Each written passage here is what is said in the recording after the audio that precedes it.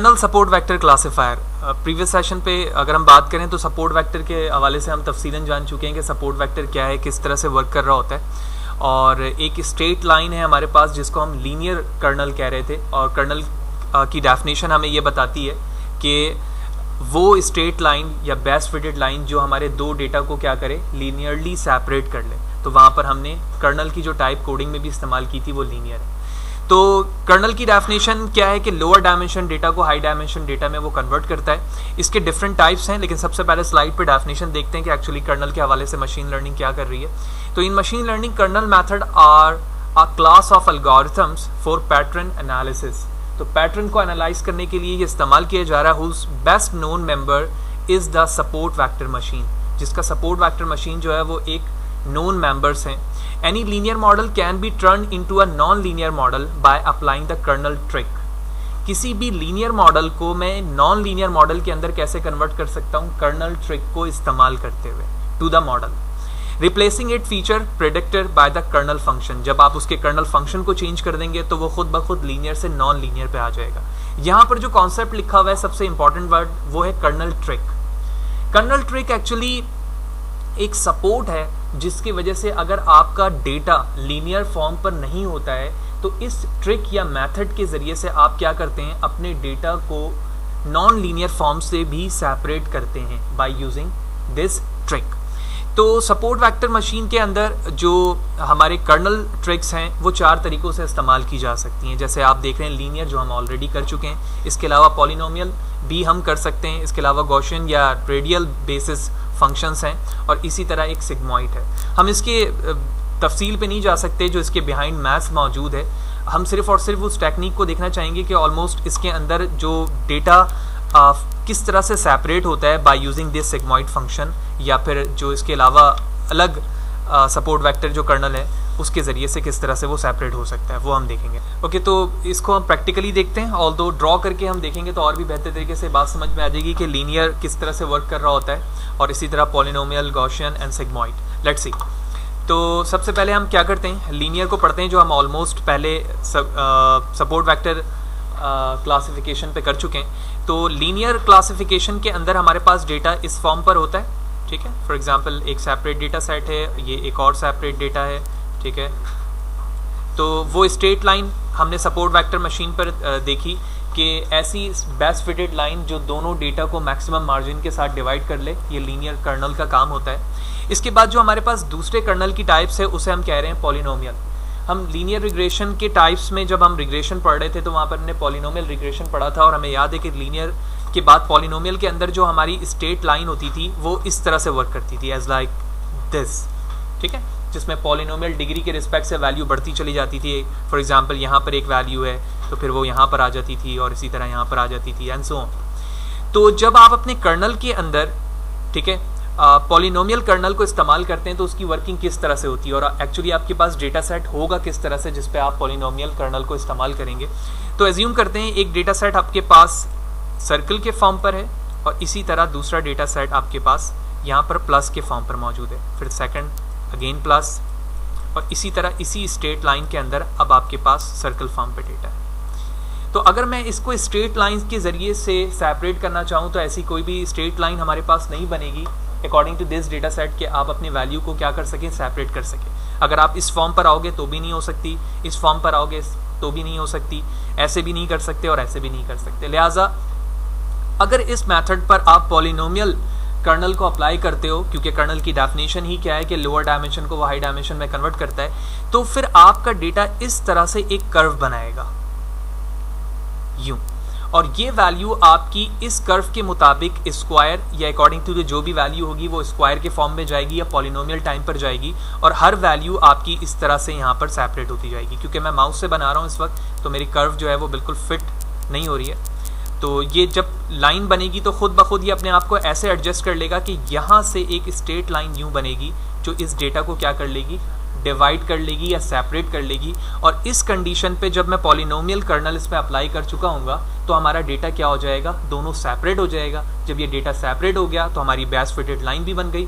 अब मैं आसानी के साथ इन फ्यूचर यहाँ पर क्लासिफिकेशन के मेथड को इस्तेमाल कर सकता हूँ, बिल्कुल उसी तरह जिस तरह से हम लीनियर कर्नल के अंदर कर रहे थे।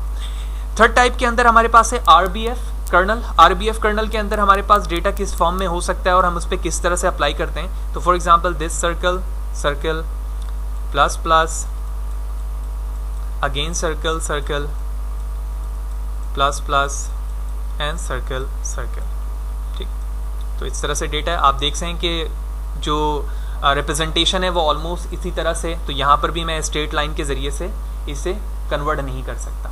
RBF कर्नल क्या करता है, एक वेव की तरह से अपने फंक्शंस को प्रोड्यूस करता है, क्योंकि ये तमाम कर्नल फंक्शंस हैं और कर्नल फंक्शन क्या करेगा, एक वेव के साथ अपनी वैल्यू को ग्रो करेगा। कैसे, तो मैं अज्यूम करता हूँ कि हमारी ग्रो वैल्यू जो है वो इस तरह से वर्क करेगी, as like this, this, this, this and this. तो अब क्या होगा, ये वैल्यू अगर यहाँ पर आएगी तो ये वैल्यू प्लस प्लस खुद ब खुद यहाँ पर चले जाएगी। फिर इसी तरह ये सर्कल वैल्यू यहाँ पर आ गई। थोड़ा सा मैं कर्व डिस्टर्ब कर चुका हूँ तो मैं इससे दोबारा बना लेता हूँ, क्योंकि प्लस यहाँ पर आएगी वैल्यू।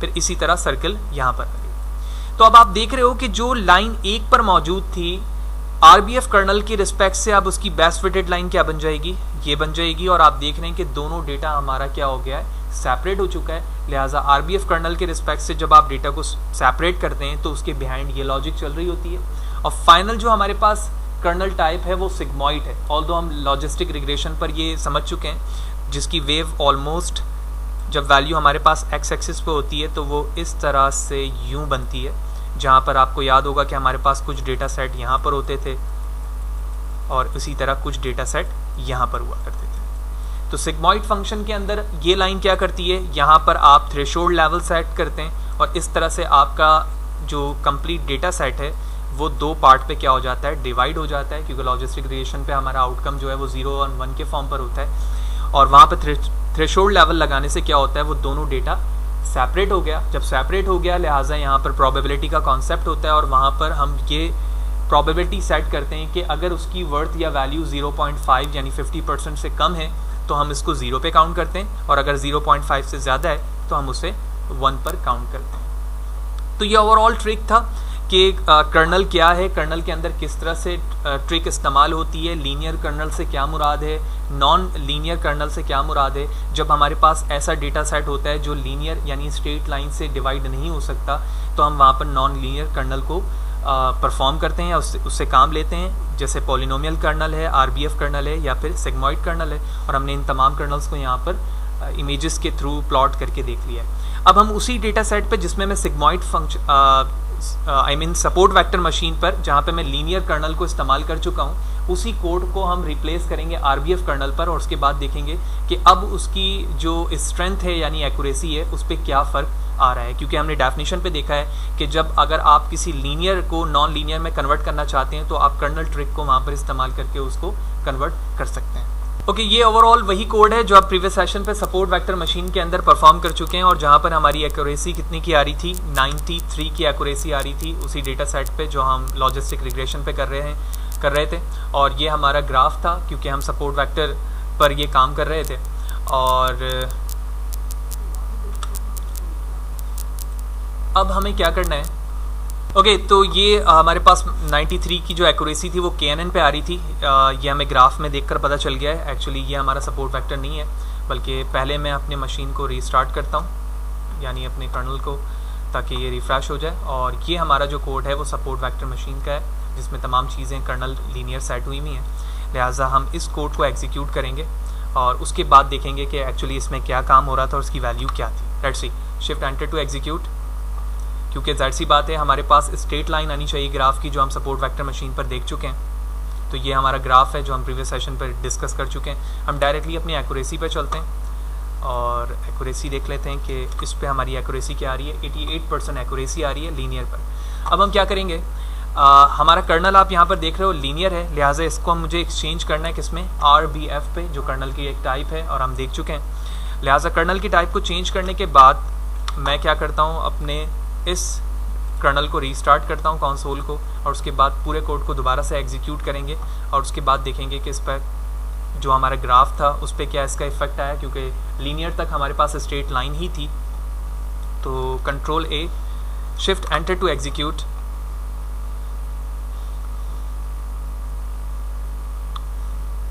और हेयर इट इज़। तो आप देख रहे हो कि जैसे ही आपने अपने RBF कर्नल को यूज़ किया तो अब आपकी जो ग्राफिकल फॉर्म था वो चेंज हो चुका है। और ग्राफिकल फॉर्म चेंज किस तरह से हो गया, उसी कर्व से जो अभी हमने थ्योरेटिकली देखा था कि जब आप कर्नल को RBF फॉर्म पर लेकर आते हो तो कर्नल की डेफिनेशन के रिस्पेक्ट से lower dimension data high dimension पे जाता है, और जो कर्व है यानी जो बेस्ट फिटेड लाइन है वो एक कर्व की वेव पर काम करना शुरू कर देती है, जो कि स्टार्टिंग में भी कर रही थी। तो हम चेक करते हैं कि हमारी एक्यूरेसी क्या है। तो ये कन्फ्यूजन मैट्रिक्स है जिसके अंदर आप देख रहे हैं कि सिर्फ 7 ऐसी वैल्यूज़ हैं जो रॉन्ग प्रेडिक्शन की है आउट ऑफ 100, बाकी तमाम वैल्यू हमारी राइट प्रेडिक्शन पर आ रही है। और हम एक्यूरेसी चेक करते हैं, शिफ्ट एंटर टू एग्जीक्यूट, और अब आप एक्यूरेसी देख रहे हो कि जो एक्यूरेसी पहले 88% पे थी जब आप लीनियर कर्नल को इस्तेमाल कर रहे थे, जैसे ही आपने कर्नल को नॉन लीनियर कर्नल पे कन्वर्ट किया तो आपकी एक्यूरेसी हाई हो गई, और अब 93 की उसी डेटा सेट पे सेम कोड पर हमारी एक्यूरेसी आ रही है। तो कम्प्लीटली हमने ये जाना कि एक्चुअली कर्नल ट्रिक क्या है, कर्नल की डेफिनेशन क्या है, कितने टाइप के कर्नल है, और कर्नल के इस्तेमाल से क्या चेंजेस आती हैं ग्राफ पर, और किस तरह से आपकी जो बेस्ट फिटेड लाइन है वो अपने आप को एक्सचेंज कर रही होती है with respect to the value, जो बहुत अलग अलग क्लासेस की होती हैं, और आपकी विजुअलाइजेशन भी बेहतर हो गई, और साथ ही साथ आपकी जो एक्यूरेसी थी यानी राइट प्रेडिक्शन की क्वांटिटी थी वो ज़्यादा हो गई as compare to previous linear colonel.